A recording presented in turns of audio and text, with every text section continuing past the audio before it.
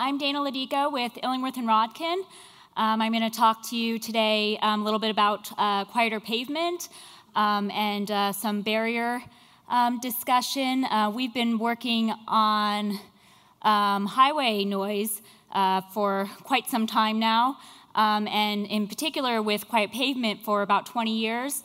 Now that some of the aircraft noise components, as you just heard, are getting quieter, I guess there has been some interest in, as we quiet some of these other noise sources for the aircraft, tire pavement has the potential to actually become a dominant noise source.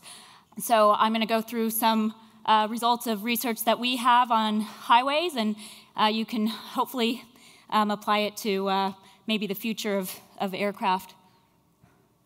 So just in general, I'm just going to cover some basic concepts, measurement techniques, discuss quieter tire pavement noise levels, a little bit about sound barriers, and then some applications to aviation.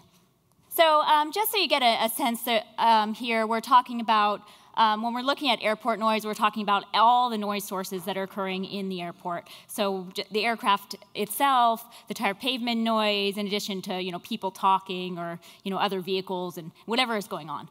We move down a little bit to just aircraft noise, and here we're talking about just aircraft itself. But again, there are many sources.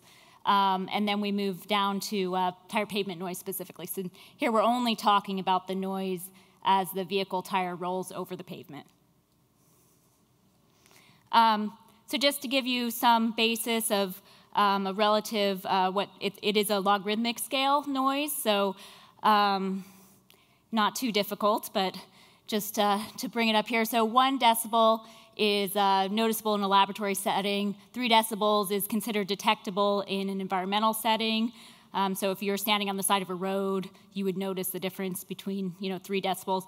5 is distinctly noticeable, 10 is considered a doubling of loudness, and 20 is quadrupling of loudness. And there's some question as to the reality of these, but there we have it. So there's a couple of different measurement techniques which have been used to measure tire pavement noise, and they fall into 2 general categories. The first is wayside methodology, and there are several different methods that have been developed for wayside. And what these are you're measuring either individual noise from vehicles or noise from an entire highway or whatnot, and you're measuring at a position set back from the noise source.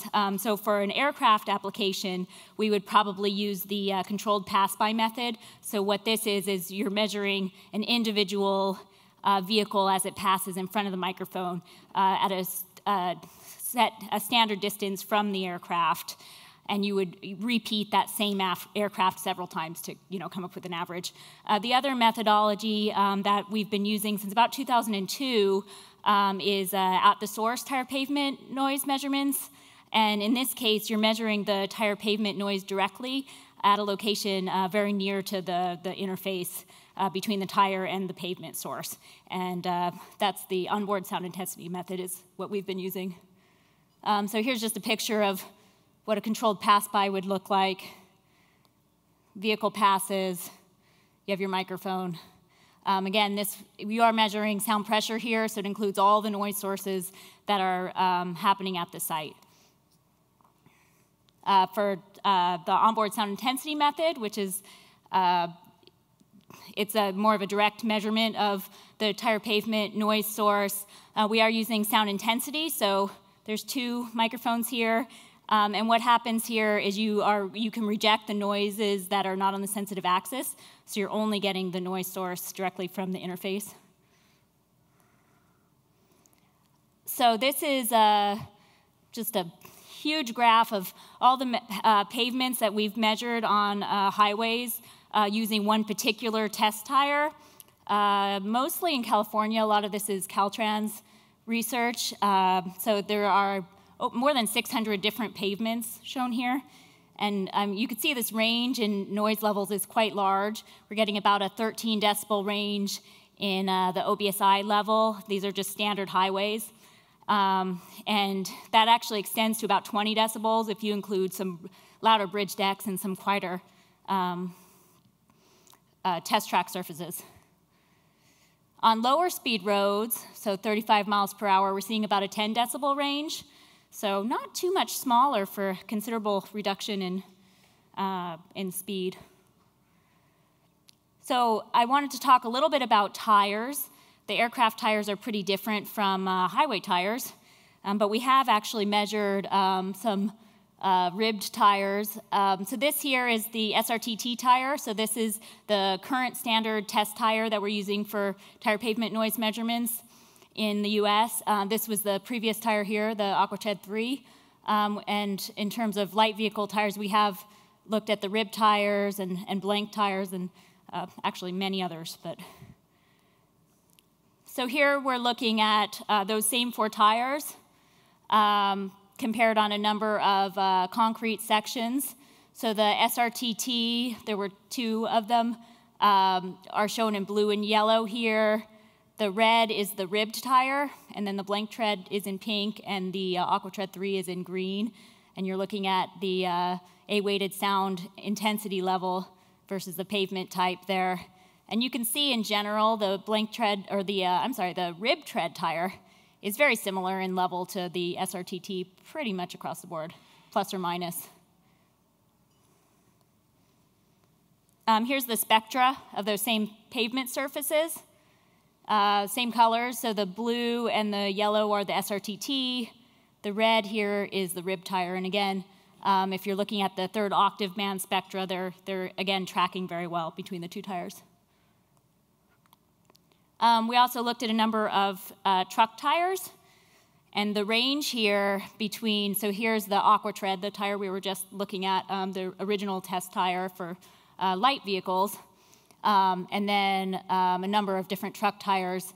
And there's about a 14 decibel range in noise levels from the quieter tires to these more aggressive treads, which is huge. It's the same, it's about the same as what we're seeing in terms of in-service freeways. So you really can affect the noise based on your tire and also your pavement. And you can see those longitudinally tined tires tend to be quieter as compared to some of these more aggressive transverse type of tires. I did get the opportunity with Brian on Wednesday to make some pass-by measurements with his plane. And that's us here. So here's the pavement here. Here's the tire, which was a longitudinally tined. I'm used to pavement. Longitudinally treaded, reinforced tire, and we used a coasting speed of 50 miles per hour. So this is without propeller noise. We actually dragged the airplane across the pass-by location to kind of recreate this. So here's the spectral shapes that we measured for those pass-bys. And you can see the blue here are the 2 airline pass-bys. The green are the vehicle, which unfortunately didn't have the SRTT on it. So, and then the dotted versions are at 50 feet, and the solid lines here are at 25 feet. And then down here in gray is the ambient, which is considerably low. And you can see they track the spectra between the automobile and the airplane were pretty similar.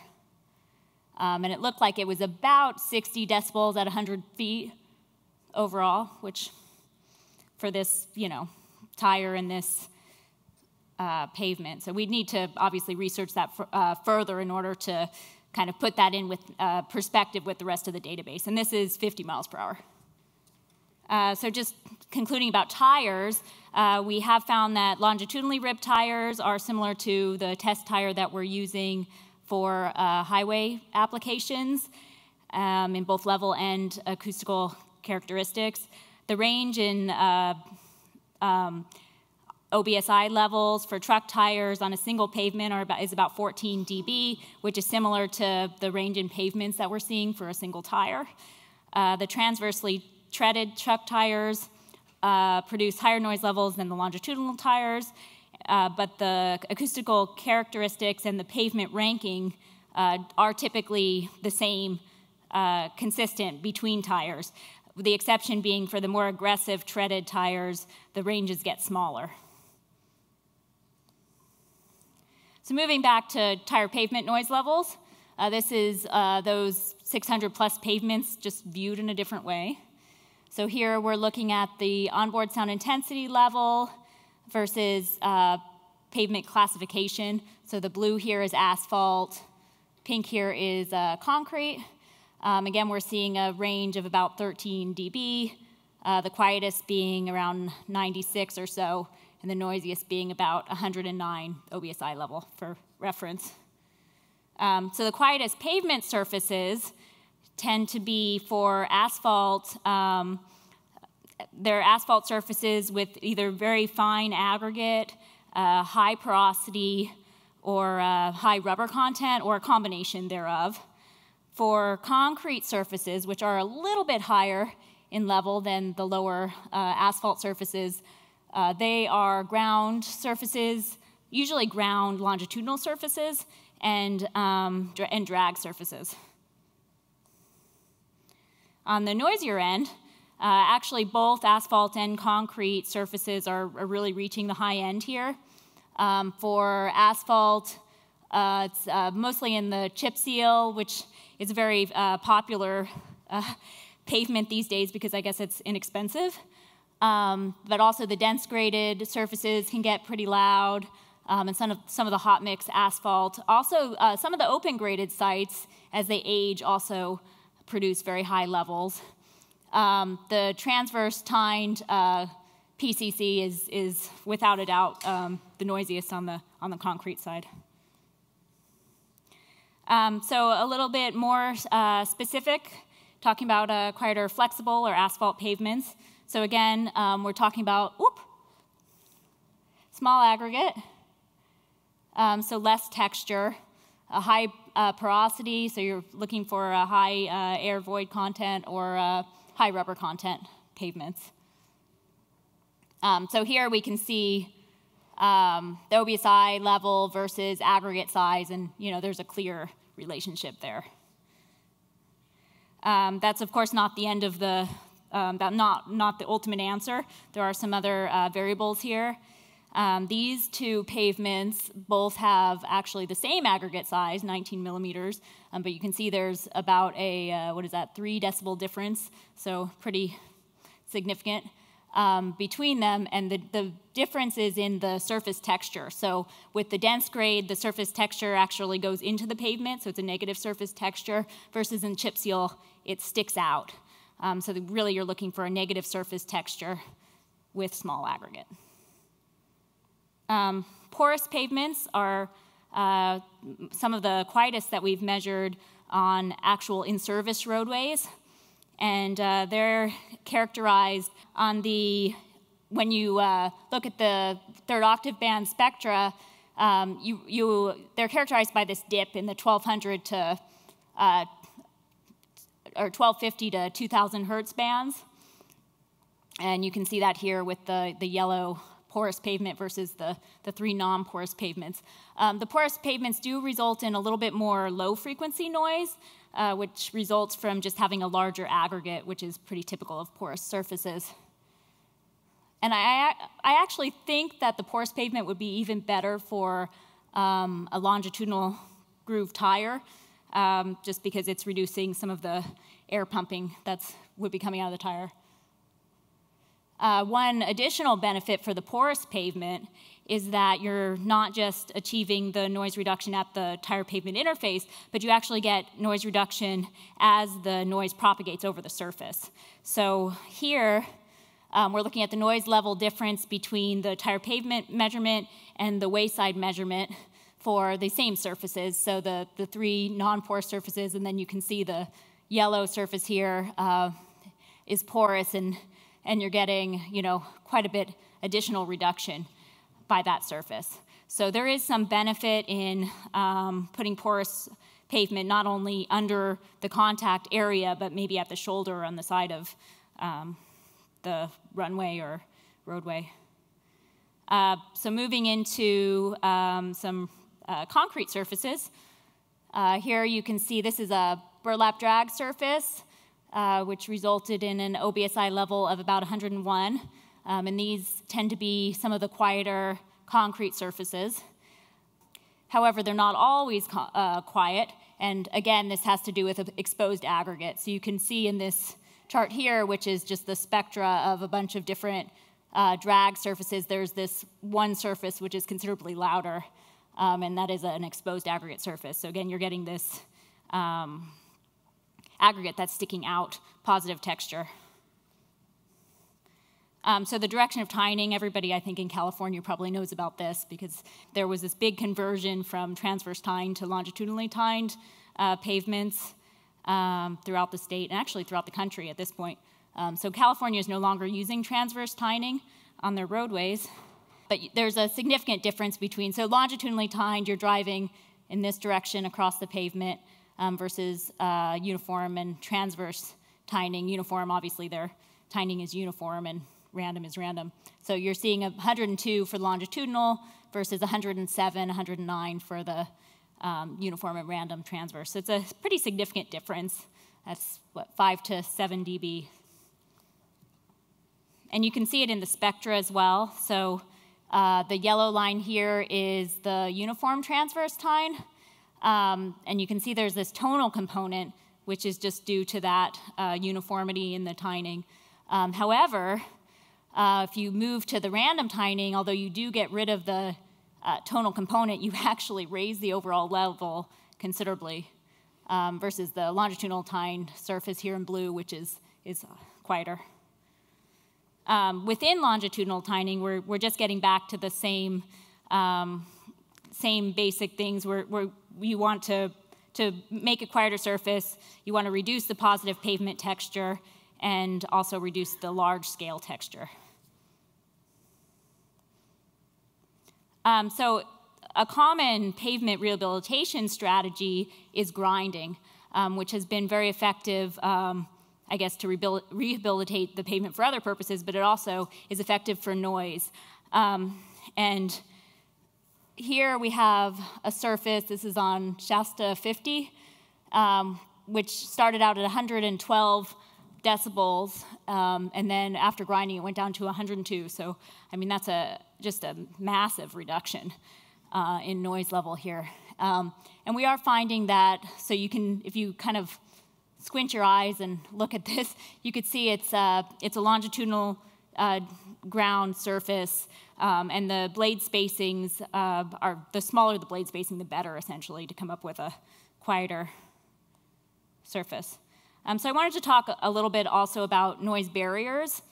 So, of course, pavement, you're really only affecting the tire pavement interface, which on roadways we know is the primary component of traffic noise. But at an airport, there might be some other sources inherent. So a noise barrier, of course, would shield everything that's behind the noise barrier. So anything that's shielded would be reduced, presumably. They're not as effective at distance.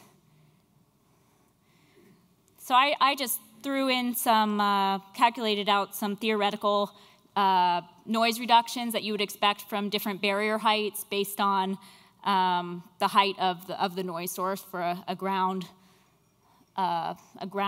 driving plane. So tire pavement noise would be at the ground, the exhaust 18.5 inches, propeller 46 inches, and for different barrier heights. You can see these are pretty significant noise reductions here that you would be getting theoretically behind the barrier. And this is typically what you get is about 5 decibel reduction if you block the line of sound between the noise source and the receptor, and then maybe another decibel or so as you go up per foot. So these might not be attainable, the theoretical levels shown there. This is the Federal Highway Administration's table on attainability of sound attenuation using a barrier, and I think this has been pretty consistent with what we've seen in the field for highways. So they're saying achieving 5 decibels is pretty easy, 10 decibels is attainable, 15 is very difficult, and 20 is nearly impossible. So In terms of reducing all of the noise sources, you do kind of level off, but you can also, if you're, do some sort of combination. If you're looking at a tire pavement source, by having quieter pavement and a barrier, you might be able to achieve even more reduction. A couple of interesting noise barrier techniques that we've seen lately. These are, I guess, the two more successful designs. The first one is the T-top barrier. So you can see it's just a traditional barrier with a little T-top on it. This is in actually Golden, Colorado. And I really like this little window, which I've never seen on a barrier, except in this one particular site. But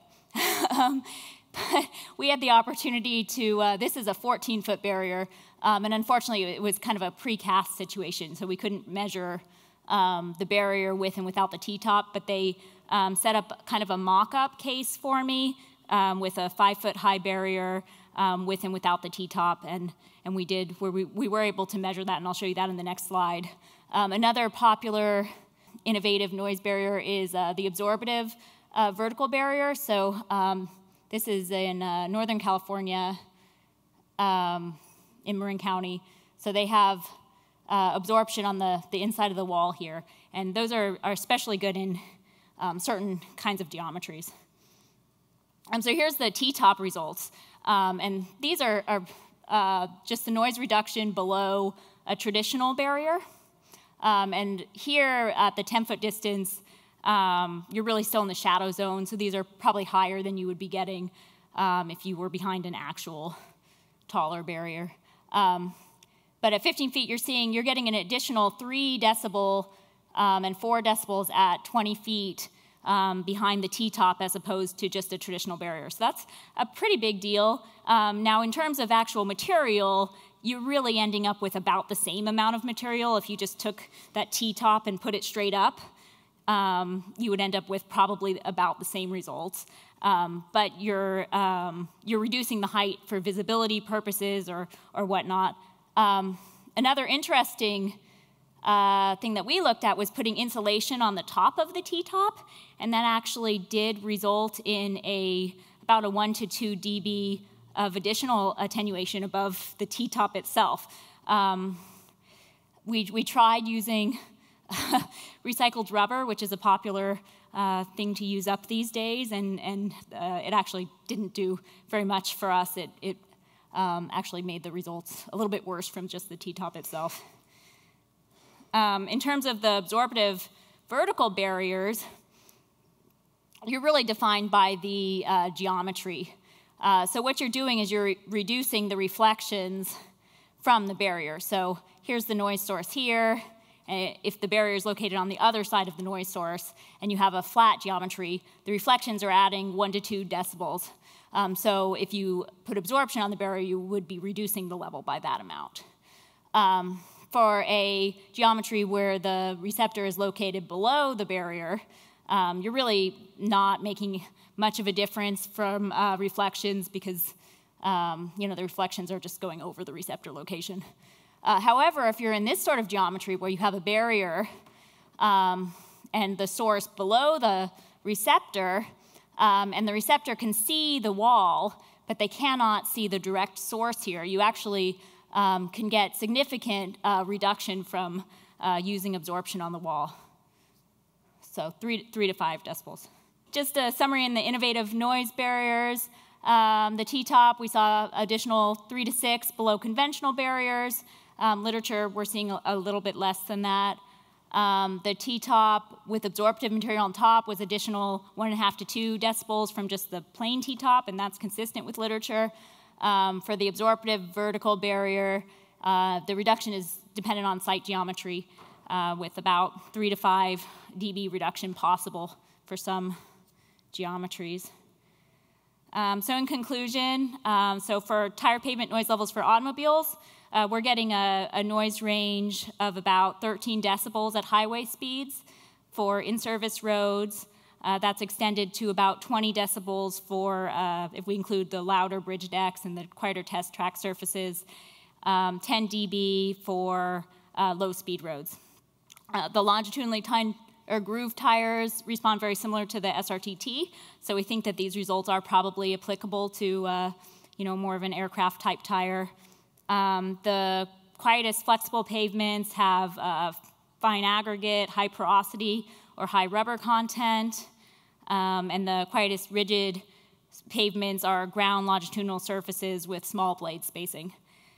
Barriers are able to reduce the noise from all ground sources, which has a separate benefit. And there are some innovative techniques which might further result in further reduction at the same height.